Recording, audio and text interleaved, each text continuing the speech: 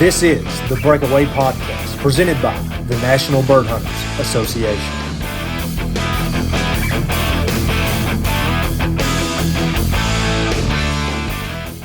The NBHA's Breakaway Podcast is brought to you by Purina Pro Plan, fine-tuned nutrition to promote strength and stamina in the canine athlete and longest-standing supporter of the sport of field trialing nationwide.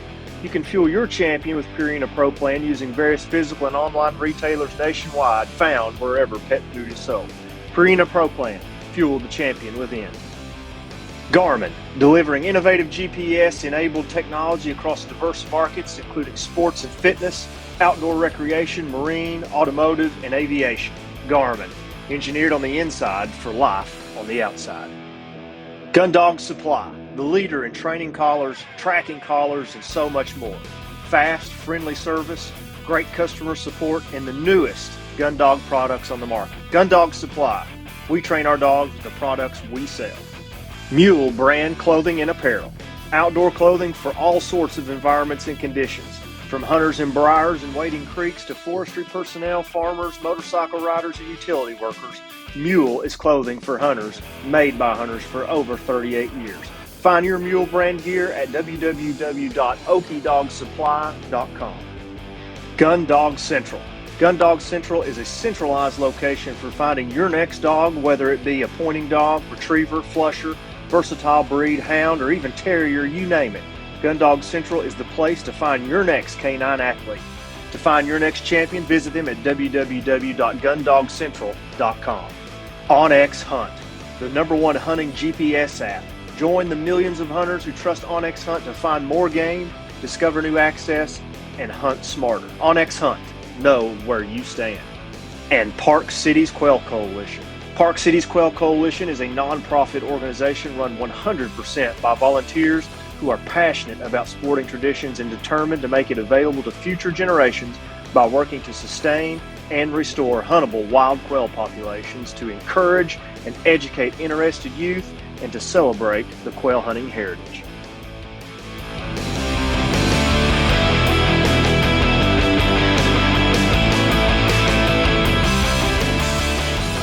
Welcome back for the 5th episode of the Breakaway Podcast. I am once again your host, Joe Hopkins. So glad that you've tuned in. And if you enjoy this podcast, or even if you're listening for the first time, please take the time to tell a friend, like, subscribe, and review the channel to help grow and promote the podcast and the sport of field trialing that we all love.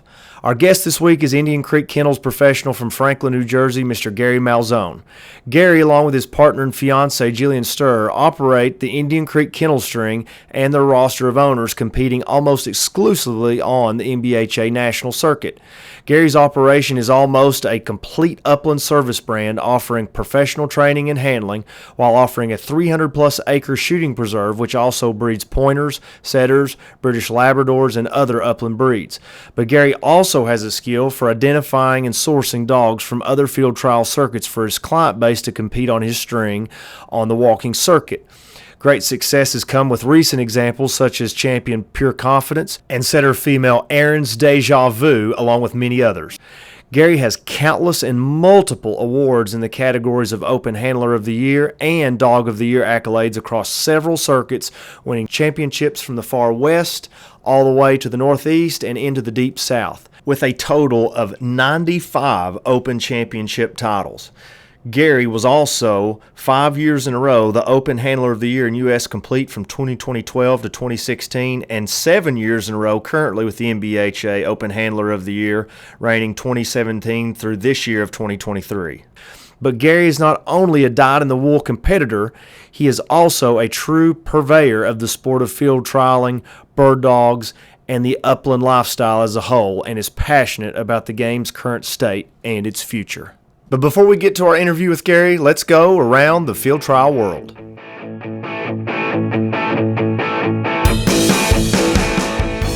The lengthy schedule of stakes held by the Boiling Springs Field Trial Club at the Tony Bingham Farm in Lawndale, North Carolina wrapped up Saturday, September 16th with the following placements. The shooting dog placements in the open stake went to High Rollins Gone and Done It in first place, owned and handled by Warren Parrott, followed by Setter Male T, handled by Tony Bingham, with tricolor Setter Male Blue Ridge Kobe taking third place for Mark Smith. The amateur shooting dog stake was taken once again by Warren Parrott and his pointer Boogie, with Tony Bingham also taking second place again, this time with Shiloh and Ricky placing third under David or Ross Penland.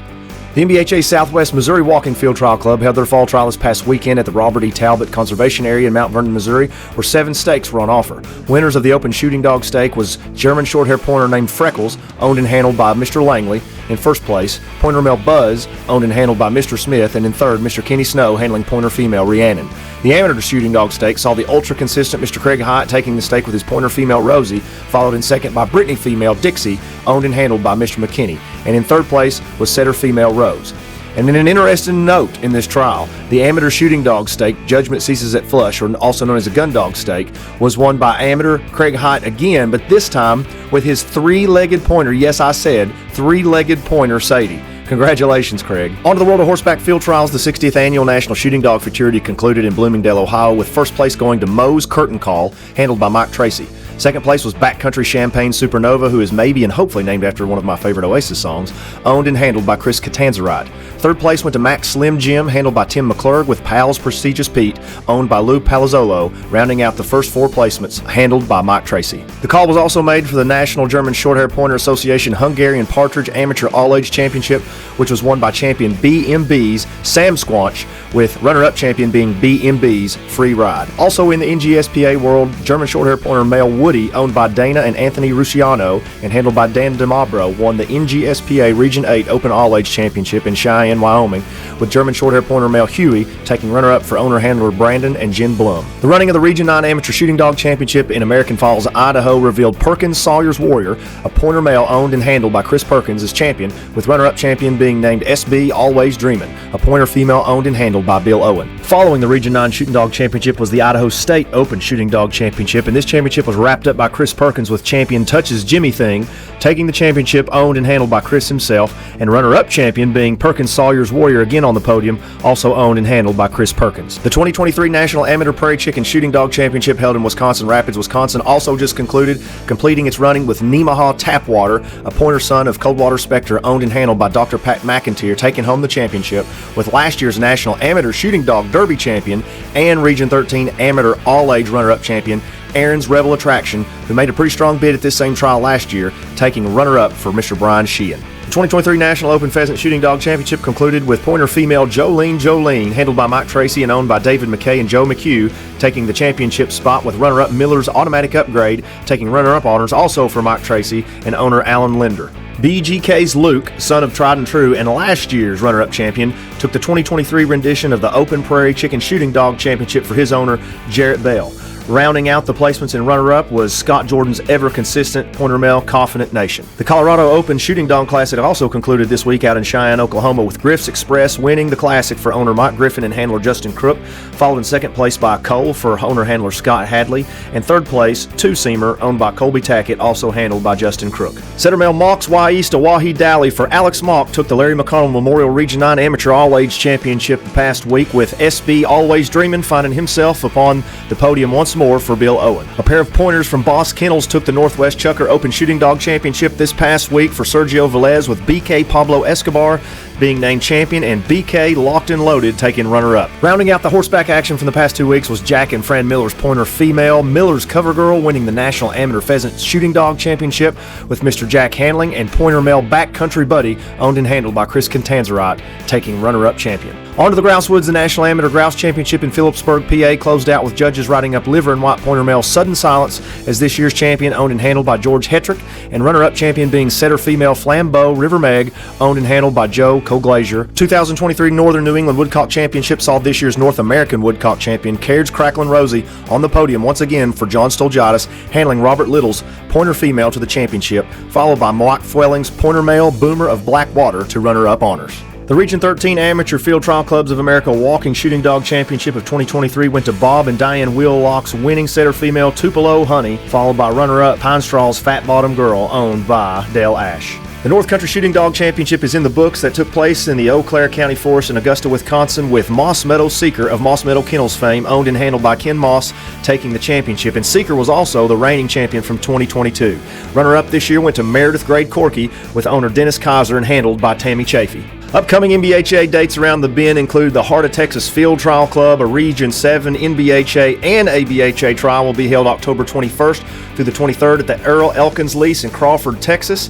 We'll be having a buffet of stakes with entries closing Wednesday, October 18th. The West Ark Field Trial Club will get cranked up October 21st through the 22nd in Booneville, Arkansas, with open and amateur stakes. Entries close Thursday, October 19th. And on October 22nd, our friends out in Kansas with the Wichita Bird Dog Club are going to get their season started out at the Radcliffe Ranch in Dexter, Kansas, with open and amateur stakes as well, with their drawing taking place Monday, October 16th. And might I add, the last 3 NBHA trials advertised have gun dog or judgment ceases at flush stakes. Other trials of note just around the bend include the following. Several dates on October 9th include the Fleetwood Open Shooting Dog Classic in Booneville, Arkansas, the Minnesota Grouse Dog Championship in the Rum River State Forest in Mora, Minnesota, the National German Shorthair Pointing Association's Great Lakes Championship in Iona, Michigan, and the Northeastern Open Shooting Dog Championship in East Windsor, Connecticut.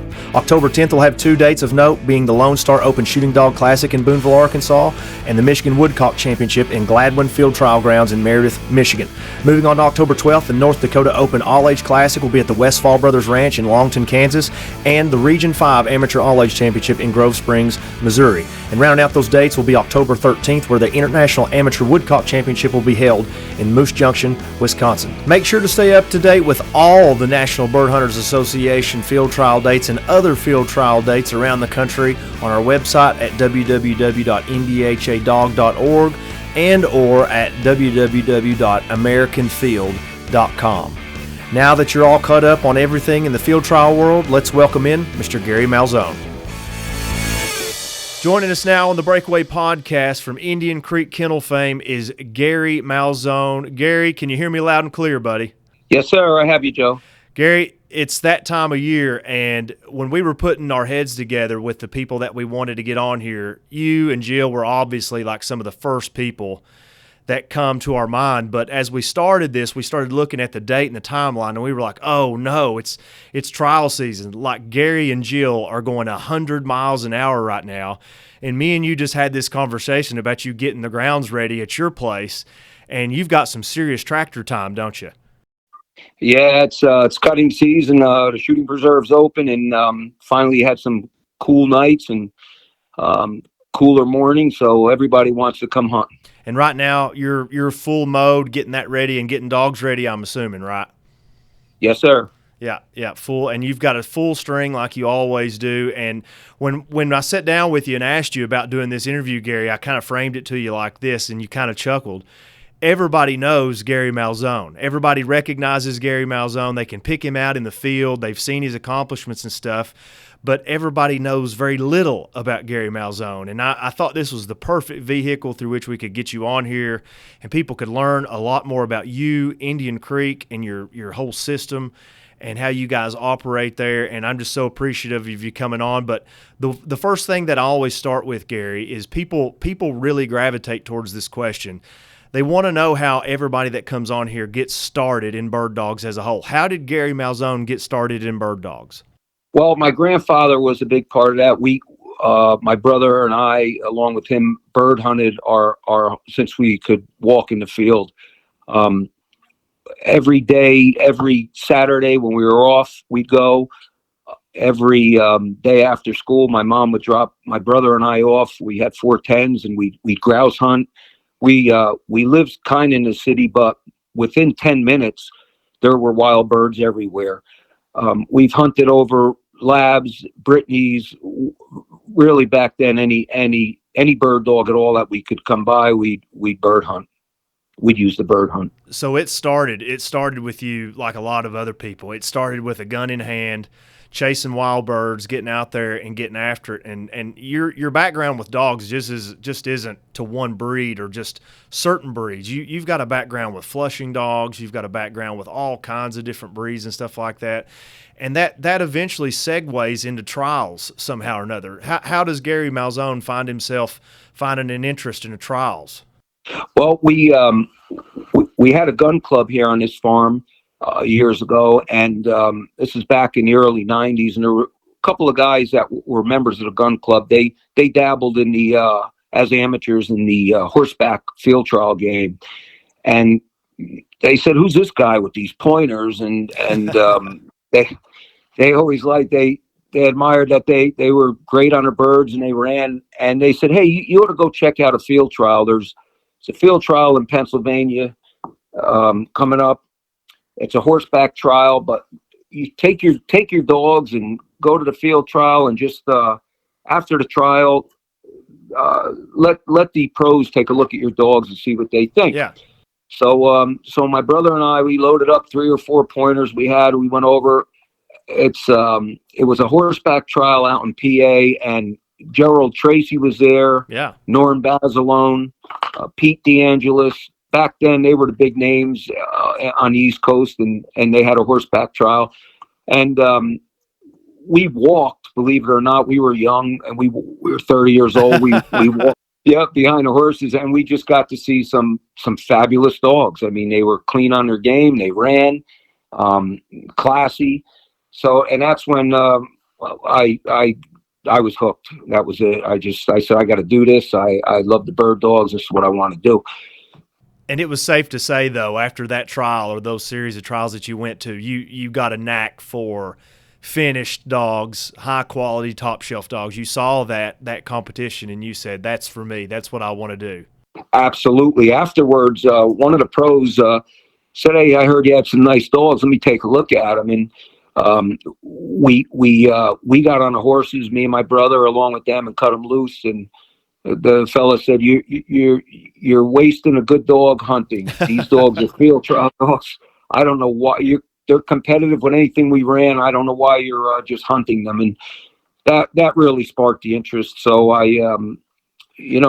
that's how it started. Then we went into there was a couple local trials here, and up. I guess first one was in Rhode Island or Cape Cod. I went, and I ran some puppies in the Derby Stakes and did pretty good. And then we ran some Derbies in the Shooting Dog Stakes and did pretty good. And we were hooked right then and there.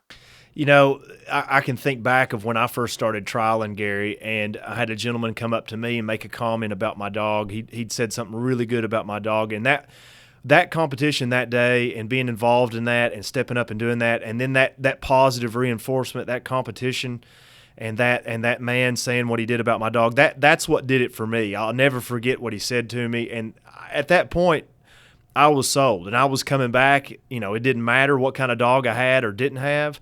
And when the right people walk up to new trialers or people that are trying to get involved and they just say something positive or make them feel welcome or give them a comment, man, that goes a long way when you're first getting started. And it sounds like that same thing happened to you. That's exactly what happened. Yep, we had the confidence that we can do it, and we went with it. Hey, Gary, who were some of your earlier friends or mentors, like early on in your trial career? Did you hinge on anybody? Did you lean on anybody? Can you say that you learned a lot from certain person or people earlier in your career? Yes, I wound up buying a couple short hairs, German short pointers, from a pro out in Ohio. He passed away a few years ago. His name was Len Forish. Him and his wife Bonnie were so welcoming to me, and they invited me down. They worked in the winter at a Buckeye plantation. They leased it to train he had shooting dogs, horseback shooting dogs, and all age dogs. And I'd go down, stay down in Waynesboro with him and his wife, and work dogs with them. And Len would even come up to my farm here in New Jersey in the summer and stay with me and work dogs here. And he was a great mentor. He was patient. And he said that the farm that I have here will do great things for a bird dog. And then also, I bred to guardrail frozen semen several times. Wow. And I got to know Gene Casal real well. Cool. I'd go up and work dogs in the meadows in Connecticut. He'd come here to my place, and then I'd go and spend some winters down in South Carolina with him. we got to be. He was like a dad to me. He had a love for a bird dog that like I've never seen. Yeah. And he was a big part of why I kept going. That's really cool because we had Dr. Stan Wint on here a few episodes back, and he had a connection too to Dr. Gene Cassell, and it's amazing. You know, there you are up in the Northeast, and here Stan Wint is out west in Kansas and in that part of the world. And this same man had a big influence on both of you guys, seemingly on two separate sides of the planet. And I'm going to go off cuff here for a minute and ask you a question about this because it's always amazed me. But when people think about field trials, Garry, you know this, that they usually think about the piney woods or the prairies or those, you know, those common field trial hubs. But the Northeast part of our country is just thick with field trial people and field trial history, isn't it? Absolutely. Absolutely. Some of the best dogs that ever came around were bred in the Northeast, New England. You had not only Gene Cassell, but Rich Giuliano, who bred Guardrail. He's an outstanding breeder. And if you go up to Connecticut, up to Flaherty, they have a huge horseback field trial venue. Yeah, yeah. And it's a melting pot up there in the Northeast because not only is the horseback game prevalent, you've got a walking sector up there that's massive, and then you've got the grouse woods trials. You know, the cover dog trials find their way up there. So it's very much an area of the country that's very, very thick in the field trial world. But your area, Garry, as of right now, is in the walking trial sector, you and Jill, and in particularly the National Bird Hunters Association trials. How or when or why did you get started in NBHA trials? How'd that happen? Jill and I were out on the U.S. Complete Circuit, and they had an NBHA, the Breeders Invitational, back in, I want to say it was 2012. So we went out to that, and we met some great folks, Larry Carpenter, Tim Penn, Kevin Western. They're just the salt of the earth. They were very welcoming. They showed us a great time. We ran a little dog called Texas Honeybee, and we were lucky enough to win that championship there. And since then, we went out to the Futurity to Missouri every year, and just the whole team of NBHA folks were just in a league of their own. Awesome. Welcoming, just couldn't do enough for you. That's great. Yeah, and a lot of those people, man, they're still involved and they're still pushing the wagon, so to speak, in the NBHA trials. And you know, I ever since I've been involved in NBHA, when I think about NBHA, there's certain figures and people and dogs that naturally come to mind. And ever since I've been involved, Garry, you've been one of our poster boys, and you hammer out our circuit year after year and take your clients' dogs to these championships and this grueling circuit that goes pretty much the span of the, you know, eastern Midwest and southern parts of the United States here. And for our listeners here that are involved in NBHA or walking trials, or they're just getting started, what is it or what was it about walking trials in general, the format or the NBHA? What is it about that fits you and your career and what you do with Indian Creek? Well, you know, I when I first started here on this farm, I was guiding 2 to 3 hunts a day, at least all day Saturday and Sunday, and sometimes before work during the week. The same type of dog that I use for guiding here, I used to compete in the NBHA trials. They're classy shooting dogs. I kept them broke under birds while guiding here, and I mean, it's nothing to guide with a dog on Saturday and Sunday, and take the dog the following weekend, and you know, and be competitive in a walking stake. I believe it's just a super classy shooting dog on public display. Do you feel like that the use of your shooting preserve and using those dogs is a part of your other side of your career, guiding hunts and making sure your clients have memories made in the field? Do you feel like that better makes the dogs for their competition in walking trials? 100%. As long as you keep them broke. I mean, it helps with everything. It helps with the training, it helps with the helps my breeding program. I want a dog that could handle 15 finished pheasant finds in a guided hunt and keep it together. And that's what I look for in my breeding program. And, in our format, Gary, we watch those birds fly off and we fire a blank and we go grab that collar and we go and move on to the next one. But in those guiding situations, in those shooting preserves, that dog's got to actually watch that bird fall and hit the ground. And that's causing that dog to think about some stuff, and it's really fortifying that training, isn't it? Absolutely. That's a huge part of our training. That's awesome. Now, I'm going to ask you an open-ended question here, Gary, because you could go all over the place with this. Your career at this point, far from over, obviously, but what's been some of your biggest accomplishments that you've had? I think in 2017, the NBHA National Championship was to be held at the Ames Plantation. And, we've heard, it got back to us through the grapevine that, Gary's dogs are liberated bird dogs. They're not covey or pre-released wild bird dogs.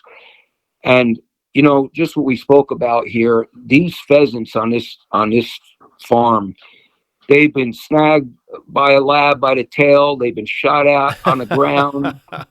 They're street smart. Oh yeah, they're from the hood like me. I mean, if you can consistently get these pheasants pointed, you have a bird dog. Yeah. So we prepared our dogs for that type of venue, and it was a great trial. I think there was 50 some dogs. Ron Levitan's little dog, High Fives Passing Time, was it wound up being the dog top qualifier. Yep. And then in the callbacks, this Megan's Blackjack, this setter I ran, wind up nudging her into runner up. But just to watch those dogs go out and handle them wild coveys and fire to the front, it's something I'll never forget. That's awesome. And that venue, I mean, it's a super special venue in itself, but to be able to take that NBHA championship out there on those grounds and to do that and to get both of those placements, that's not a memory that's going to leave your mind for a long time. And both of those dogs, we're going to touch on those because those have a special place in Indian Creek and NBHA history. But what's been some of your most fondest memories competing? It could be a specific memory, Gary, or just in general, just competing as a whole. What's been some of your more fondest memories? I think there's another one that comes to mind. We had a young dog named Indian Creek Bosephus, and we as a first year dog, he was just turning 3. We went down to the NBHA regional championship and down in Georgia, and we took runner up with him. That was a big deal. And then the second championship was the U.S. Complete National Championship. We went back to Virginia, and Ellen and Garry went all judged the championship, and Bo just went out there and knocked it out, was named national champion.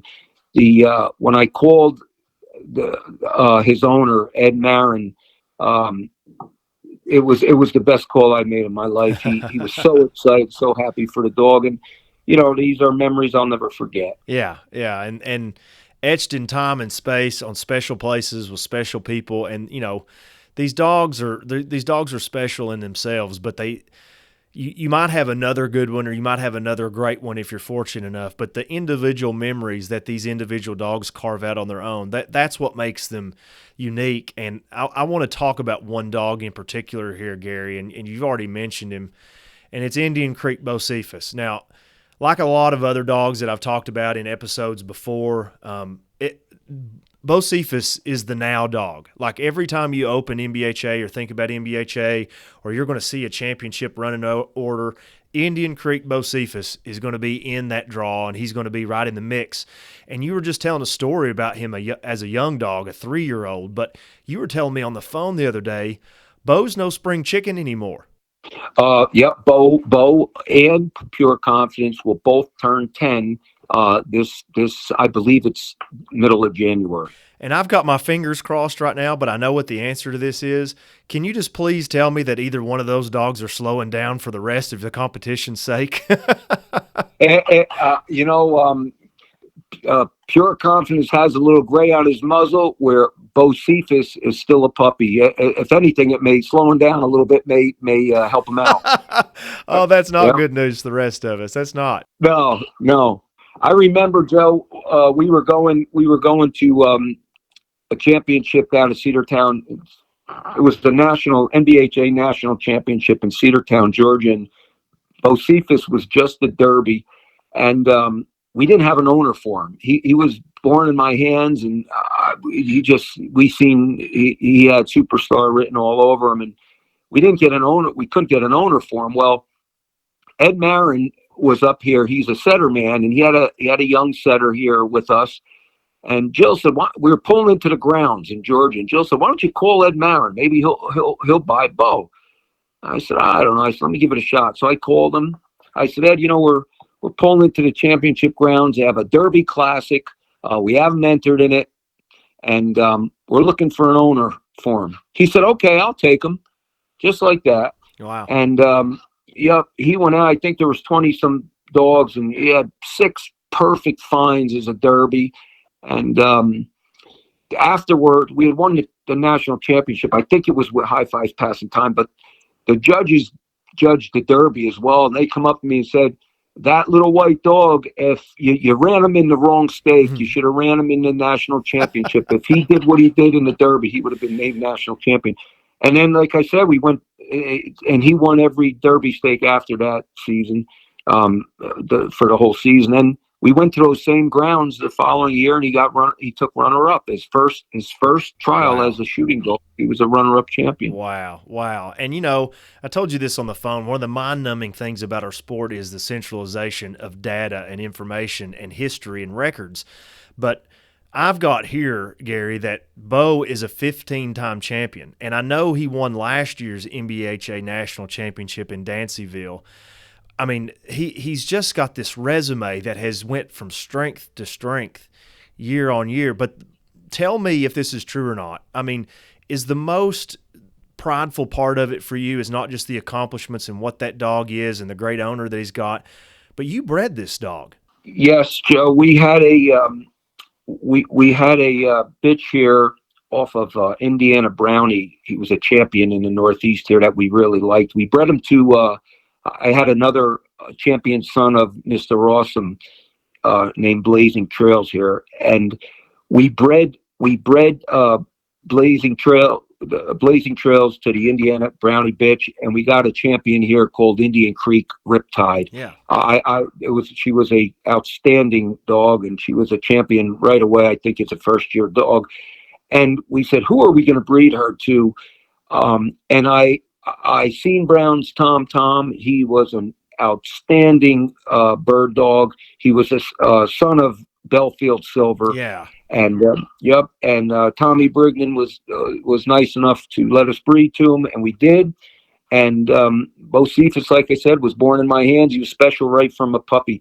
It was a little bit difficult acclimating him to gunfire when he was just a puppy, and I mean a puppy, 5-6 months old. He would point a bird, a quail, and the quail would walk in front of him. And, I'm waiting for him to rip the bird and chase it so I can start shooting a blank gun over him. He would not move. Wow. The bird would just walk around. He would not move. Finally, I would put a lead on him, flush the bird, and try to drag him to chase so Jill could stand 20 yards away and fire a blank gun. And to this day, very seldom, and I mean very seldom, will you see him make a mistake. I don't remember much about Belfield Silver. I've read a lot in the field about Belfield Silver. That dog, in my mind, though, was just a very classy, clean dog that always performed, always got around, seemed to be always good on his bird work and stuff. But the funny thing about Brown's Tom, Bo's daddy, he pops up in pedigrees here, there, and yonder, but he's not horribly prevalent. But he's also the sire of 12 or 14-time champion Way Better Rocky that Mike Tracy has just put the most unbelievable career on as well in the horseback shooting dog circuit. So you obviously saw something there and the potential there with Brown's Tom Tom in this cross that got you Bo, and clearly those traits came out. Absolutely. I think, Tommy Brigman ran him, and I think if he would have went with Mike Tracy, or any other horseback pro, I think he would have been 14 or 15-time champion himself. Wow. Tommy Brigman just ran him in a couple, trials, a couple amateur championships, but he was as good a bird dog, a covey dog as you'll ever find. And like you said, he reproduced himself with Bosephus. That's amazing, and sounds like we're not done with Bo, just like we're not done with the next dog that we're going to talk about, and that's Pure Confidence. And people on both sides of the equation here are probably going to be somewhat familiar with Pure Confidence in that he's by Hall of Fame candidate this year, True Confidence. Tell me a little bit about Pure Confidence. Again, Pure Confidence come out of Rich Giuliano's outstanding breeding program. Tim Cavanaugh and Pete LaBella from Connecticut owned him and brought him to me as a Derby. And he was another one. It was him and Bo. They were Derbies the same year. They'd go 1 and 2 in every Derby stake. Bo ran a little bit bigger, but True Confidence, we call him Tango. He was right there with him. I think what puts him in the winner's circle is his consistency. You can take him and run him in the grouse woods, and then you can take him and run him at Dancyville. He does the same thing. He applies himself. His application and experience is just unbelievable. And and he's gorgeous on game, and he never takes himself out. So what I hear from you, Garry, is applicability and biddability of this dog. He's going to do whatever you put in front of him, and he's going to do it well. And agree or not, but I have a tendency to think that these dogs, we kind of find their lane that they're best at, and we keep them there, and we don't necessarily challenge them, or we don't think we need to cross over, maybe try this, or go here and run there, or try this stake, and yada, yada, yada. I can't help but think the good ones just do anything good. It's just like an athlete. You might be a good basketball player. Chances are you're probably a good football player too. The good ones just do it good, don't they? I agree. That's well said. Yep.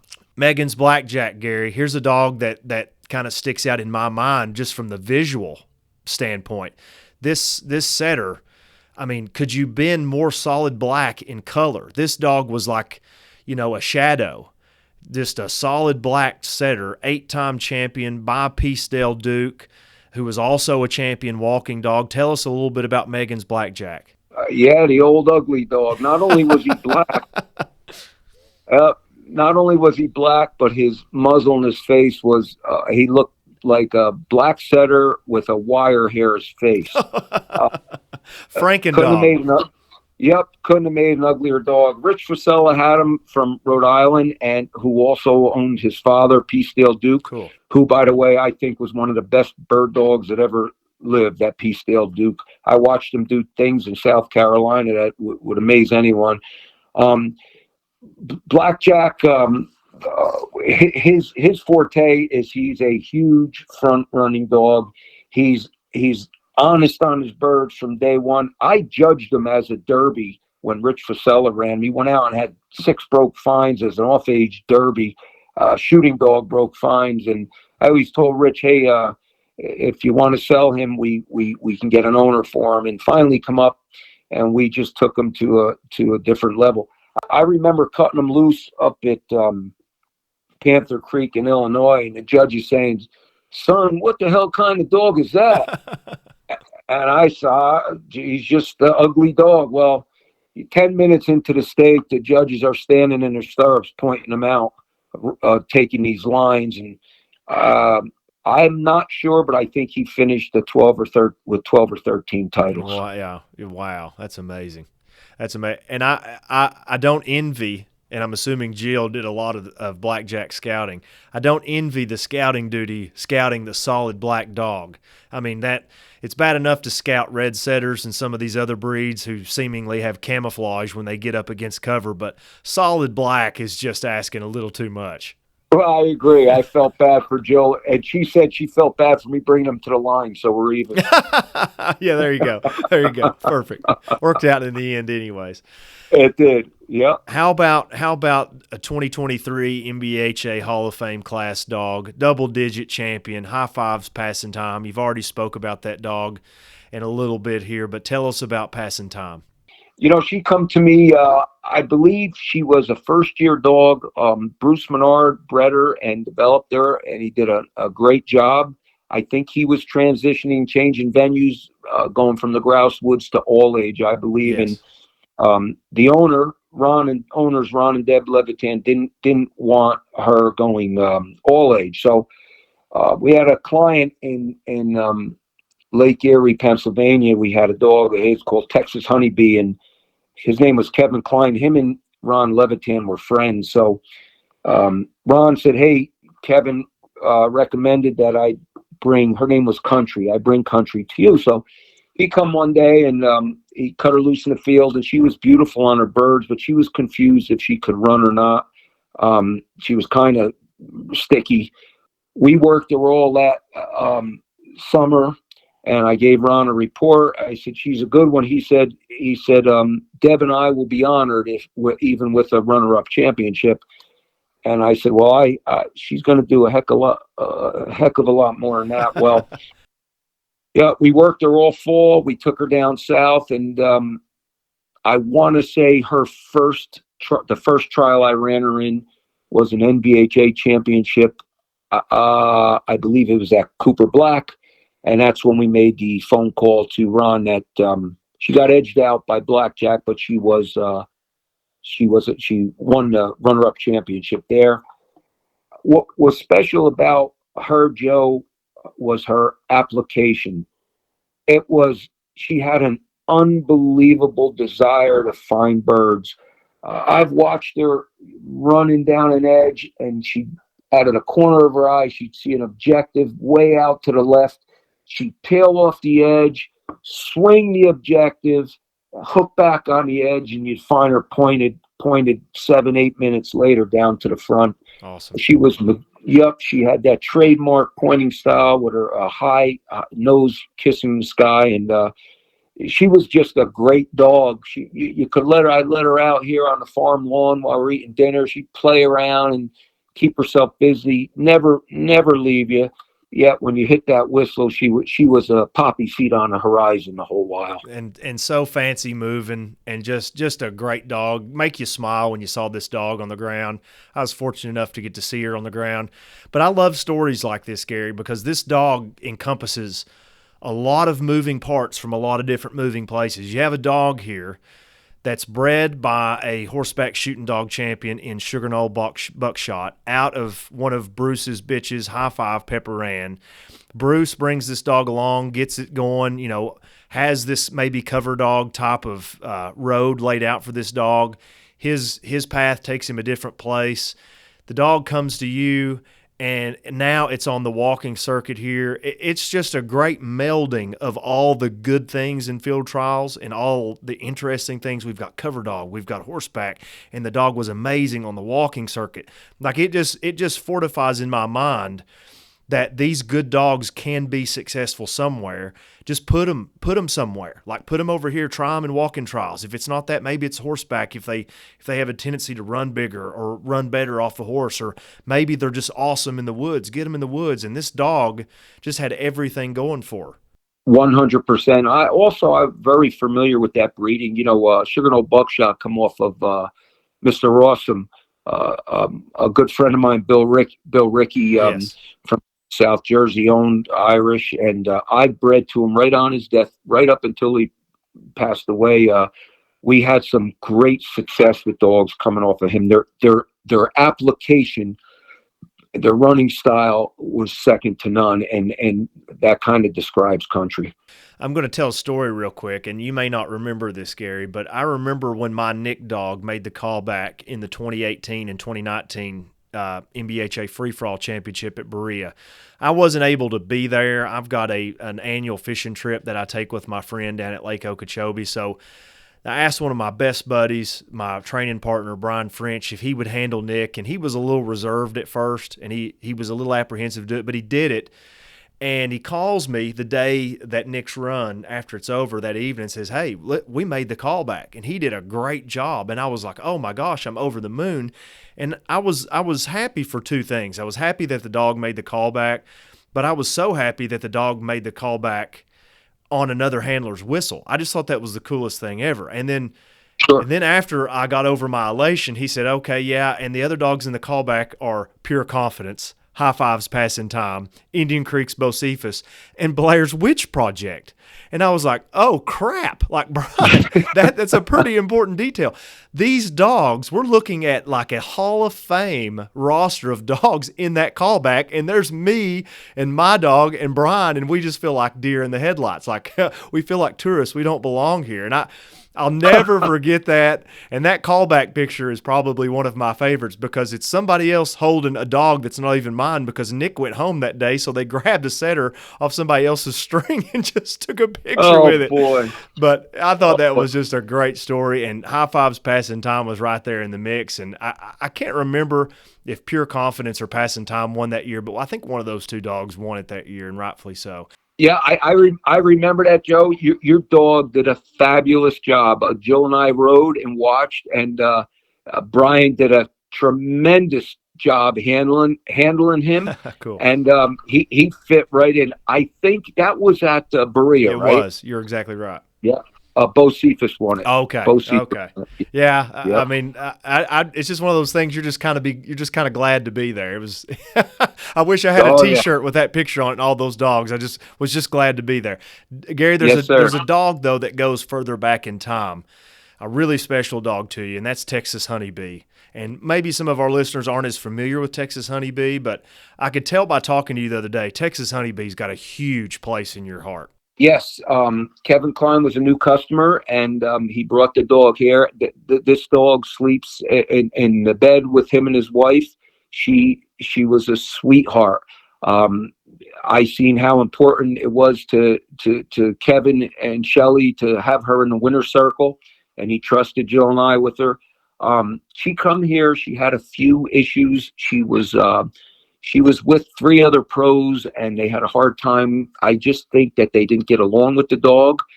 We loved her. Jill loved her. I loved her. We played with her in between workouts. I remember we had her down South Carolina. We got her that summer, fall, and we took her down to our grounds in South Carolina. And horseback pro Randy Laddie was saddled up. Rich Frisella was there, Gene Casal. And we cut her loose, and she flew around that course just like she was meant to be in the South. She had an issue with birds. She would point a bird and back up and circle it, and she would do it at 9 out of 10 fines. I remember Gene Casal tell me, he said, if you get that bitch out of that, you'll win big time with her. Yeah, and we worked her every day, 2-3 times a day. We'd set her up, and they would help as well. And we took her and went up to Percy Priest and won the National Breeders Invitational Championship with her. And I want to say 11 other championship titles. She was just a special dog, and she just passed away, I guess, a year ago, and broke Kevin and Shelly's heart because she was part of her family. And she was a setter. And did you ever breed Texas Honeybee, Garry? Was there ever that in her horizon? You know, we wanted to breed her to the most intelligent dog that we knew of, and it was Megan's Blackjack. Yeah. And we tried. We could just never get her bred, and those puppies would have been outstanding, I'm sure, but we never got her bred. Yeah.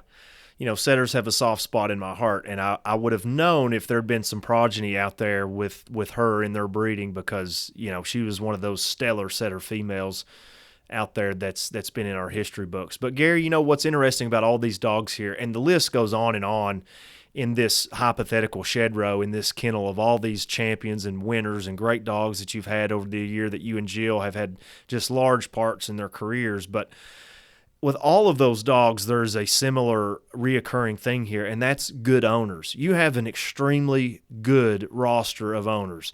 Ed Marin, John and Lori Bleeker, Ron Leviton, and then that kind of mix, or that syndicate group of Black Meadows Kennel, who involves some of those people I just mentioned there.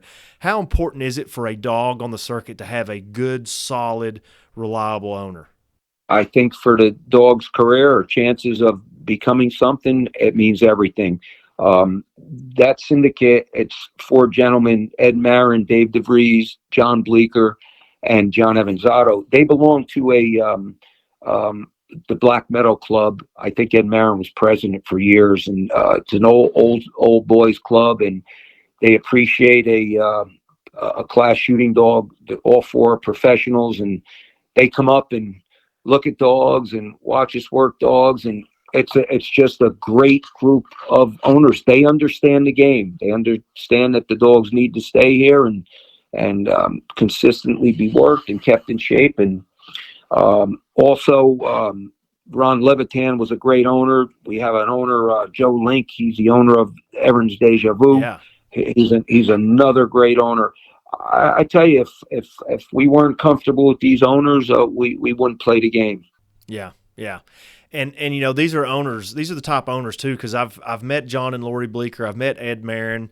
These are the top owners, Garry, that if Garry Malzone tells them a dog needs more time, or it needs to take a step back, or whatever it needs, these are the owners that are going to stick it out. They're not going to pull the dog, and they're not going to give up on it. They're going to stick it out and give that dog a chance. And for your game and for your business and for you to be successful, you have to have owners that are willing to roll with the punches. Absolutely. And the folks we just mentioned trust us and absolutely are just that. Let's talk about this for a minute, Garry, because my background is in thoroughbreds, and in the thoroughbred world, syndicates they're just prevalent. They're the thing now, and they're the largest model of ownership in the game, and they're getting bigger and bigger every year. And every time I see an Indian Creek dog that gets its picture taken with Black Meadows Kennels listed as the owner, I can't help but think that this is the thing that our sport needs more and more of. We need more ownership groups. Now, I know trainers and handlers would like one owner for each dog, and they'd love their trailers full that way. But if we're going to be realistic about the future and, the costs of living and the costs of keeping these dogs going on the circuits, on these campaigns, these syndicates have got to be just a great avenue for people, don't they, Garry? I think you're absolutely right, especially with the fuel being what it is and everything else. I think if you have a group or a couple of guys that get along and they're after the same results with a dog, I think it's the way to go. I mean, in a situation like this, if the entry fee is $100, it's split 4 ways. Right off the bat, it becomes affordable. Yeah, and that's not only that. That's vet bills. That's the training fees. That's all of that becomes fractional cost to those individual owners. And plus, it's got to be a whole heck of a lot of fun to share that with close friends and stuff. But I'd imagine, too, if I call Garry Malzone or Jill at Indian Creek and say, hey, I want to own a leg of a dog, you could put me in with somebody. You could probably find a dog, or you've got a dog needing an owner or owners, and you could probably make that happen, couldn't you? Absolutely. And I think you hit the nail on the head, Joe. They have fun. Ed Marin says, why I do this. I said, I love the dogs. I love the sport, but it's fun. It's exciting. They bought a little derby off of us last fall named Pineapple, and they followed her, and she won a bunch of trials. And, just the name alone, they have fun with. I think it's the future. I really do. I do too, and I try to push it a little bit, and I've said it on an episode before. I'll say it again. If you've got that prospect, I can help you with finding a piece, an owner, or trainer, or whatever. You just got to put the parts together, make some phone calls and stuff. But I definitely think it's the future. But There's also another thing here, Garry, that needs to be brought up and out into the open and needs its time in the sun. Talk a little bit about Jill. Jill is just as synonymous with your image. She's right there. I mean, she is just a part of the operation. She does things behind the scenes. She does things in front of the scenes. Talk about what Jill means to you and the whole Indian Creek operation. Well, she's my life. I mean, without her, I could never have accomplished the things that we've accomplished together. Just she's out roading dogs in the morning, cleaning kennels. She's got a great eye for a puppy. She's good with the puppies. She's outstanding with the horses. The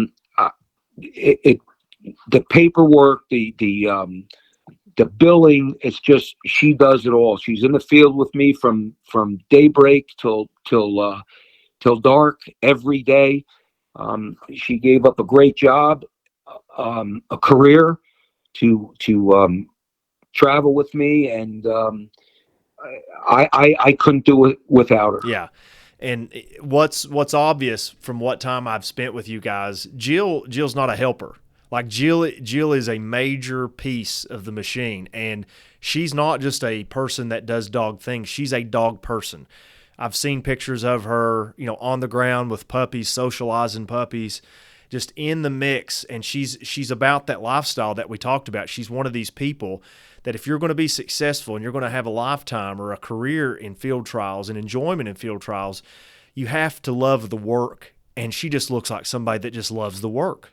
Absolutely, Joe. She's never afraid to get her hands dirty, and looks forward to cleaning kennels, and looks forward to raising puppies and cleaning puppy poop and vaccinating the puppies, and and combing the burdocks out of the horses. And there's just so much to do in this game that I definitely couldn't do it all by myself.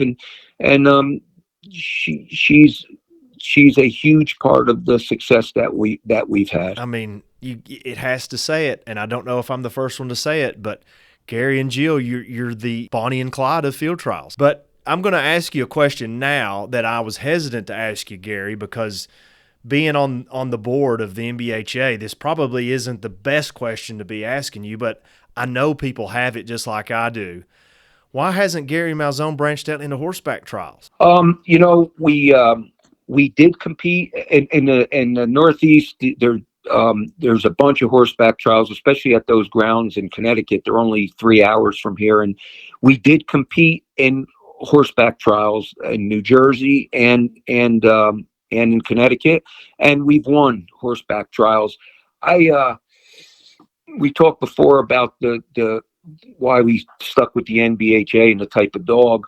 I first of all, I want to stay in shape. Yeah. Also, the type of dog I believe we can compete favorably in horseback trials. Yeah. Oh yeah. But I'm gonna walk as long as I can, and maybe one day if I can't walk, then we'll go into the horseback trials. And correct me if I'm wrong. You've already kind of said this in a roundabout way. Your business at home, the shooting preserve, you're on foot guiding those hunts, and that only melds those two and keeps them on the same plane. You're walking at these competitions, you're walking at the shooting preserve, and it just makes sense, doesn't it? It makes sense. And even when we go up north and hunt wild birds, we're on foot, and the dogs know that. So here's another abstract kind of big-time question. You go as specific and go as shallow as you want with this, Garry, but I'm just curious, what's your philosophical approach to training dogs? Are you a guy that just likes to get dogs cranked early and you put them through a system, and if they come out ready to fire, great, and if not, we'll maybe move them on or give them time or whatever? Or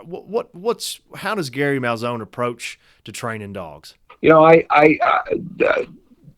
The old-fashioned way, shoe leather. I give them as much time as they need. Yep, everything's done with our hands on in the bird field, and some of them come on a little faster than the others. If the others come on a little slower but look like they have the tools, we'll give them a chance. And also, having the shooting preserve here, we have an outlet for the dogs that will make a good hunting dog, but just don't have what it takes to compete on a big stage. And there's a dynamic here that I kind of gravitate towards, because I kind of have to play and wear this hat in the thoroughbred world a little bit. But you're obviously you have an eye that's attuned to finding dogs or prospects of dogs that are on other circuits. You know, they're on the horseback circuit, and maybe they're getting it done, maybe they're not, or maybe the owner just wants to change a pace. But you have been so good at sourcing dogs from other circuits, albeit the grouse woods, the horseback circuit, and putting them on your string and being so successful for those dogs. And you mentioned one earlier, Aaron's Deja Vu. I can't remember if she's by Shamrock or by Atlantic Way, but out of Sean Derrick's, system there and his section of setter breeding. You bring that dog on, and it's just like the dog is ready made for your program in this format. How do you? What's the secret in finding these dogs? Do you just know? Can you explain it? Yeah, we have a good relationship with Sean, and I spoke to him several times. He said, "I have a good one for you." And we Joe Link was coming on as an owner, and Sean did an outstanding job. When we got her, she was a Derby. She was beautiful on her game, and yeah, I mean, the best success we had, Joe, is with dogs that were born here in our hands, and we took our time and developed them. I mean, that's the best success that we've had. Sure. But every now and then, one will fall short for an all-age dog, or fall short for a wide shooting dog, and we find out and see if they'll work in our game, and then we try to get an owner for them. Yeah, that's awesome, and I really like that part of it, because you're not only are you a breeder and you're cultivating your own stock and what you like, but you're kind of playing talent scout a little bit. You're kind of watching other people, other dogs, other circuits, and when you kind of hear the scuttlebug that maybe this one's going to be on the move, or this one's going to maybe fall off somebody else's string and can be repurposed. It's really cool to find those dogs somewhere else competing and being successful, just like that dog, for example. But I want to know, just from a personal thing, if I set Garry Malzone down and I've got to make him explain it to me, how does Garry Malzone explain the type of dog he likes and what he's looking for his string in particular? Well, there's two of us looking at him, Jill along with me. And one thing that we're both big on, especially Jill, is power. We don't want that average dog that's out there eating grass or not applying himself. From the minute they hit the ground till you hook them at the end of the hour, we want to see application. And the dogs we spoke about there, Pure Confidence and Bosephus and them, that's exactly that describes them to a T. That's first and foremost. We don't want a dog going out there half speed with no direction. Just application to us is priority. Yeah, you want a business-like dog. If he is unhooked, you want that dog busy. You want them doing something, going somewhere, and making something happen. And that sounds like it's easy to identify in dogs. And maybe it is as they get older, but it's definitely not easy to identify early. And I guess that's why you have such good success with the stock that you breed, because you know the parents, the sire, and the dam, and the mix that you're probably going to get, and that you're probably going to have that trait of determination. Absolutely, and we look for that and breed for that. I can't tell you how many times a judge would come up to me after the trial, or the chairman would tell us what the judges said. And they said what separates Garry's team of dogs from the other ones is their application. They drive to find these birds, and I think that's huge for especially horseback too, but especially in a walking game, because you see them the whole while. Right. Now, Garry, the awesome part about your job, and I know it's awesome to me, but I know it takes its wear and tear on you and Jill and the string at times, but you guys travel the country, and you get to go to all these different field trial grounds and see all these places on different cover types and different kind of setups and layouts at these grounds.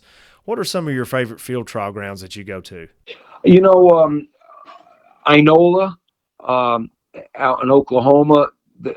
It's a ranch, a cattle ranch.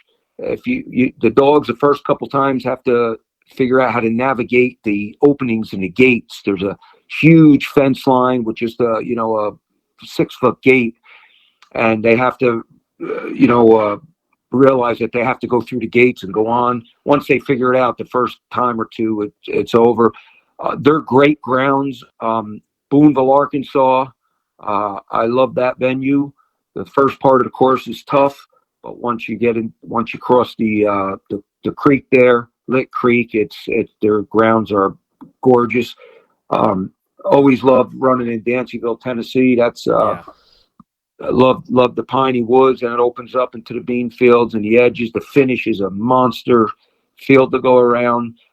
That's a great venue as well. That's awesome. I'm shocked that Enola makes the list at the top for you, because here's Garry Malzone from New Jersey, and Enola, Oklahoma, probably the farthest drive you have to make. Isn't that like running on the moon for you from where you're from? Yeah, that's definitely 3/4 of the way across the country from where we're from. Fortunately, we winter in South Carolina, so our first trial is the championship, the Southern Championship down at AG Preserve in Georgia, and then we get back to Pinewood, and then from there we head out for the breeders up to Grove Spring, and then once we're on the circuit every weekend, we hit every championship. Yeah. And it's a grueling task, but I have a feeling in the coming weeks, you and Jill and the horses and the dogs get real cozy on the trailer and the truck, and you get real acquainted with it. And that's probably your upcoming schedule here in the next couple of weeks and months. But breeding sounds like, Garry, is a big part of what you and Jill do. You've obviously got a pretty heavy emphasis on the stock that you breed and what you breed. And I think people, if they just saw Garry in the American field, they would think that Gary's just involved with pointers and setters. But you've got a laundry list of breeds that you've bred in the past and maybe are still breeding right now, don't you? Yeah, we've had everything here. Currently, it's the pointers, the setters, and Jill owns an international champion British Lab from Ireland. Cool. Yep, the dog is Power. He's won championships in 3 countries. He's an outstanding dog. He's a fox red lab, almost the color of a Vizsla, but in a lab. And he's 55 pounds of power, and we have a litter here and there off him, and people buy him. The preserve guys buy him for flushing dogs here on the preserve. Yeah. And a lot of people, we do some advertising in New York City with the pups. We've done work for J. Crew, Victoria's Secret, and they get a lot of exposure that way. It's a great dog. There's 4 of them that live in the farmhouse with us here on the farm. 4 of the British Labs. They apply themselves, they drive, and yet they have a shut-off button around the house. You don't even know they're in a house. Garry, British Labs in Victoria's Secret magazines. I mean, look, you're not a bad-looking guy, but is that the closest we can get to the fame and fortune that we all desire? British Labs and Victoria's Secret and J. Crew, that's amazing. Well, let me put it to you this way. I'm not allowed to go on the shoots without Jill. There's a reason why the labs are on the cover and in the material and not anybody. I get it. Wow, that's pretty neat. Exactly. And another feather in Jill's hat. Yeah, she put her foot down. The first shoot we did, she whispered to me, "You're not going on these by yourself." Too funny. And the other part of your operation, though, Garry, is the 300+ acre shooting preserve that you guys operate, where you offer your clients, time a field, dropping birds, get their dogs out and stuff. I just don't know how you manage the trials, the grounds there, the shooting preserve, and the other facets of Indian Creek Kennels, but the shooting preserve has obviously been a successful part of your field trial career. Yes, it has. I mean, the grounds here are beautiful. We had a couple horseback pros come and stay and work dogs, and they said it's 6 minutes to a monster food chain and Starbucks 6 minutes away. Yet we have this beautiful 300-acre paradise to run bird dogs. We for years I've guided celebrities and professional football players. Cool. from New Jersey and New York, and a lot of them have my dogs. And I don't guide anymore. We have guides here that work full time. What'll happen is a guided hunt will go out on the south side of the farm, and that gives me a couple hundred acres on the north side to work the field trial dogs. And the good thing about the preserve, Joe, is we go through thousands of pheasants and chuckers here, and no matter what time of year or when you come here, you cut a dog loose, and you can find these holdover birds, especially the pheasants. Awesome. They seem to do well. So it's a huge part of what we do, and I honestly, I think these pheasants make a bird dog. Yeah. Yeah. I judged the National Amateur Pheasant Championship a year or two ago, and it's pretty testing. It's a big bird, a lot of scent, and usually that bird is doing a dance of some sort when it's found. It really puts a dog on edge, doesn't it? Absolutely. I've seen so many dogs when there's a couple championships in Western PA at a shooting preserve, and I've watched a bunch of dogs come up from down south that probably never seen a pheasant. I've watched them get taken out time and time again, and I pulled up, and another pro would say, "Man, this is going to be tough. There's pheasants all over." And I'm thinking to myself, "That's my bird. That's my bird." Yeah, rooting on the pheasant. Well, I know. Oh, yeah. I know when they had the pheasant championship at Berea, the leftover birds, which stuck around for quite a while around here, it was kind of amazing.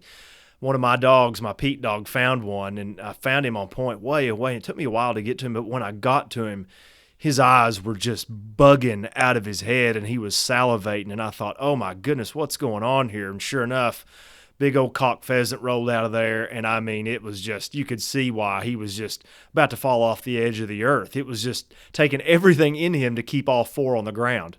Absolutely. They cackle and they flutter getting up. It looks like a pterodactyl coming out of the cover. That's exactly right. It's exactly right. So, Garry, step back with me at about 3,000 feet of the entire sport of field trials as a whole as we kind of bring this to a close.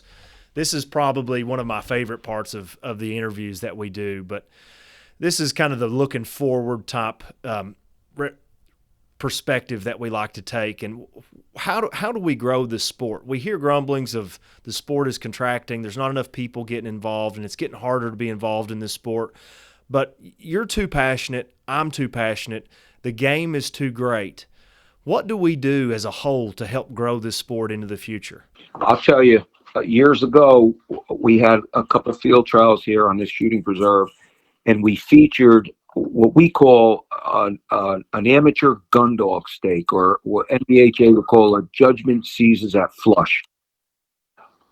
We've had handlers and dogs, you name it, young 12-year-old girls handle dogs, Vizslas, Brittany's, wire hairs, Spamonis, and pointers and setters, and 80-year-old men handle them.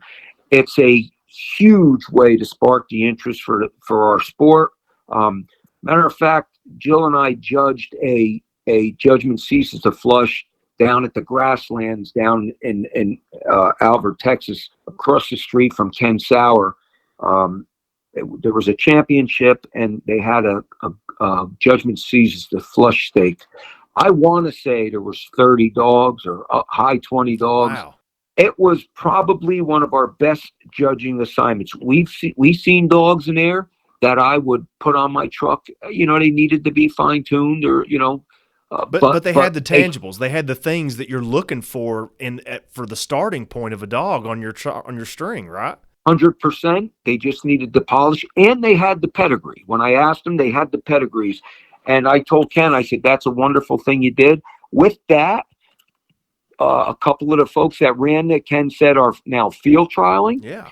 And the other thing that the judgment ceases to flush does, so you have that at the end of the stake, but you tell people, hey, look, if you want to spend a nice day and come and watch some, professionals run field trial dogs, come watch. So they get to see a completely finished shooting dog and the manners on games. Now they have a standard. Now they have some, that's where they want their dog headed. Also, they say, I'll never keep my dog like that with these running pheasants, and it's too much work for me because I work during the week. I'm a weekend hunter. However, I'm interested in the sport. I'd like to have a dog on the national circuit, and that's where Joe Lincoln with Aaron's Deja Vu came from. Wow. Yep, he come up and bought actually bought a son of Aaron Shamrock off me, and come up and ran him in a gun dog stake. And next thing you know, he said, the dogs you ran, I'd love to own one. Next thing you knew, he owned Aaron's Hidden Shamrock. So I think, to answer your question, Joe, that a gun dog stake, judgment ceases to flush. That's probably, in my opinion, a top way of getting growing the sport. We've been championing a campaign to all of our club officials and our regional directors to really push and to really try to have these gun dog stakes. And granted, it is another stake to have, and it's more birds and stuff, but the intrinsic value of this, the long-term value of these stakes are far beyond really the prime stakes of the trial. Because, let's say you have an entry of 20 dogs in the gun dog stake, and we had one at Berea that I hosted, and man, it was a hoot. It was so much fun. There was about 15 or 20 dogs in it. We had guys that were involved in shoot or retrieve out there running. We had hunters out there running. We had long-term career field trialers with a couple unbroke dogs that thought, heck, if I'm going this direction, I'll just bring these dogs and, give them their day in the sun. And it was so competitive and so much fun. But the thing about it is if you get one person out of those gun dog stakes that says, just like Joe Link, hey, I like this. I want to do a little bit more. I'll see where this goes or whatever. It has served its purpose. Absolutely. And it works. And the other thing is, what we do here on the preserve, let's say someone comes up and they buy a setter puppy. Even if they're not hunters, they're just buying a setter puppy. I show them the preserve. I show them a dog and say, hey, you guys interested in hunting? So my son's been talking about it, this and that. Next thing you know, the fella joins the preserve. They have their 14-year-old son out there hunting with them. I think getting youths involved and women involved is the future of the sport. Absolutely. Of not only field trialing, but hunting. Yes. Especially here in New Jersey. I think because the farms are all being bought up by developers, and there's less and less places, opportunity to hunt. I think by coaxing the people, come try hunting on a weekend, come to the field trial, especially the kids, the women. I think that's a great way to grow the sport. We have so many good women handlers too. Like every trial you go to, there are a few women handlers, and they are so. There's nothing about being a woman handler that's any different than a man handler. And as good as well as I do, Gary, if you have a good partner that's female, that's good with dogs, those dogs respond to them. I don't care what anybody says. Horses, dogs. Those animals love women that speak their language, and they are definitely the future. Absolutely. I agree with that 100%. You remember a lot of times the fella goes to work. The dog's home with the woman, with the wife most of the day, and the kids, and the man just takes them hunting on a weekend. So if the lady builds a bond with the dog, and the guy says, hey, why don't you come out and take a walk while we hunt this weekend. Next thing you know, the girl's getting her license and buying a shotgun, and there you go. That's what sparks the interest. Let's just hope that Jill doesn't get the itch to start handling these dogs and taking over, because she might give you a run for your money. If she does that, I'll quit. She's a lot more attractive to look at handling a dog than I am. Let's put it that way. Oh, well, now, Gary, these new field trialers that are so coveted that our game is hopefully centered after and trying to really reach, what advice does Garry Malzone, the consummate professional, the guy that's been all over the country, that's had these dogs, what advice does Gary have for new field trialers? I'd welcome them into the sport and help them out every possible way, and encourage them and give them the confidence that they can do it. I think it would help if they had a little head start financially, because, you need a truck and a trailer and some horses and some good owners. I think it may be a little struggle to get started, but if they have that passion like you and I have, Joe, and they're good with the dogs, Let's face it, you're much younger than I am, but a lot of us are getting older. Yeah. And I think the 30-year-old fella that comes in, I think he'll have his day in the sun if he's persistent and he has a passion for the sport. And I know just by knowing you and Jill, if somebody reaches out and says, "Hey, can you help me with this?" you're probably going to drop what you're doing and do whatever you can to disciple them and show them and to coach them. And that's the thing that I'd like for people to know that are on the outside looking in. There are so many good people in this sport that want to help. Like, they're dying to bring people on and just show them the game. You know, we'll help you later. Let me just show you how good and how beautiful this game is. And if you love it, if you love the hard work part of it and you love the competition part of it, we'll work out the rest of the details later. But let's find the passion first. I agree, and we're known for it. Yeah. We're known for it. We'll give anybody anything we have and help anybody any way we can. We want to make sure it stays and this sport lasts. Sure. And this sport lasting is one of those things that looms on people's minds. But where does Garry Malzone see the sport 20 years from now, Garry? You know, Joe, with fellas like you, with this social media platform between this YouTube and Instagram and everything else, I think that's the future.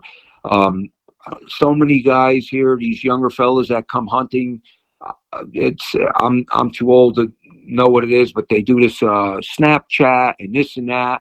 And I watch them. They take, after the hunt, they take pictures and they send it to all their friends. And they have these GoPros that go onto their gun or their hat and take videos. And I think the technology, what you're doing here with these podcasts and the website, the NBHA is lucky to have you. And I think that you're on track. If we have the young blood and they continue to expose it through social media, and we have the veterans that are in it helping these young people, I do believe the sport, especially the NBHA, I think it'll flourish going forward. And you know what's funny about that, Garry, and I appreciate your comments there. I'm not really a social media person. I don't use Facebook personally. I don't use social media for myself personally, but you can't deny the fact that the aesthetics through social media, the outreach and the networking capabilities it has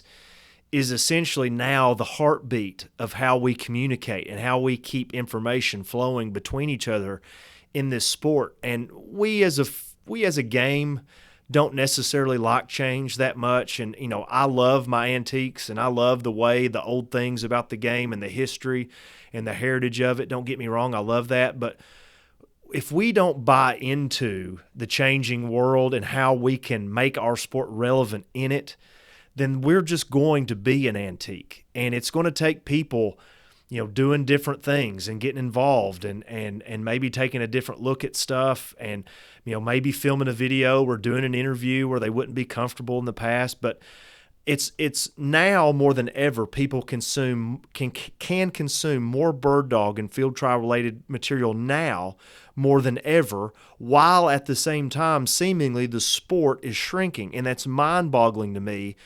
And I just think that we need to capitalize on it. We need to really champion our sport, put it out there, show the good about it, and make it palatable and approachable to people. And social media is one of those main things. But one of the other things, too, is making people like you visible, because you love dogs, you love people, and you get to put both of those things together in competition at field trials.